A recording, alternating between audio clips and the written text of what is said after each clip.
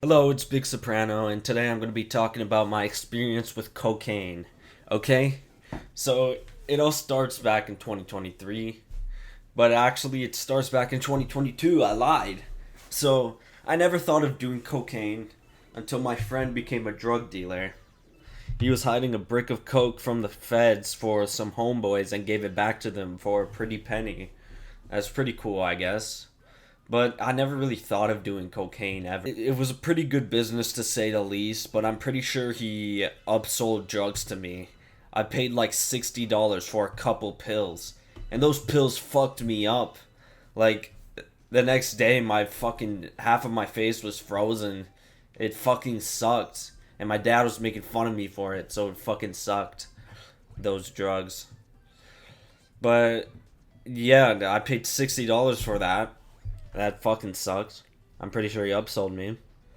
Anyways, after I was getting kicked out of my aunt's, I moved into the trap house, which is the drug dealer's house. My drug dealer friend's house. And we didn't really. I guess we thought about doing drugs, but we didn't really, like, bring it up. Because, like, we technically already started doing drugs.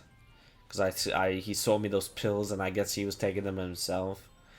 But eventually he goes on Tinder and meets a girl that knows a drug dealer, and he chats it up with this Tinder girl, and he even invited her over a couple times, and she gives him the drug dealer's number. So we got into doing drugs. I started purchasing cocaine from him through his own drug dealer, and a gram was like $50. So yeah, it's maybe cheaper than you think it is. Like, cheaper than you thought it would be.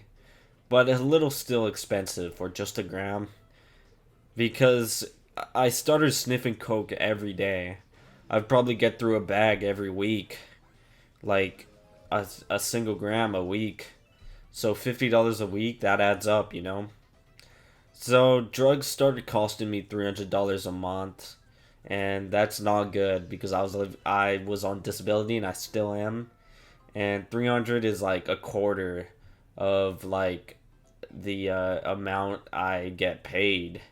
So yeah, $300 is a steep price for just drugs a month, you know. But apparently that's not so bad. Everyone thought, all my friends thought it'd be more expensive than that, but yeah, it cost me $300 a month. But what would I do with my time on coke? Well, there was a few things I would do while on coke. One time I played Call of Duty World at War Zombies with my friend, and it was really fun. We couldn't beat the level, but we made it more than halfway through. So yeah, that was probably like the most fun I've ever had playing Call of Duty in my entire life. And my friends think it's kind of stupid that while on coke I just decided to play on Call of Duty. I think it's funny personally. Not really that stupid. I guess it's stupid because doing drugs is fucking stupid. But yeah, it was pretty fun playing Call of Duty on coke. I won't lie. I would also smoke weed on coke. Like, weed just goes hand in hand with being depressed. Not saying that coke makes you depressed, but I was depressed at the time, you know? I was going through a tough time. It was a really tough year for me. So weed was like, it's such a quick, easy way to decompress, and it works. And yeah, I already talked about weed, so I won't get into it like too much. But yeah, I would mix weed and coke. It's not really that different, but obviously, if you're feeling the effects of cocaine, you're gonna feel the effects of weed too. So mixing them together, it's like you feel like extra energetic, extra funny, extra all that, you know? There are plenty of photos of me on coke, but I'm not sure if you can see my pupils dilated. My friend said he couldn't tell, so that's good. The best photos of me taken in the past year were taken while I was on coke, so that's pretty funny. I even showed the photo to my aunt so I could get that haircut I had. Because I had a really, really good haircut. That was the best haircut I've ever had. So I showed that to my aunt a couple times so she could cut it that way. Little does she know I'm on coke. And that's funny.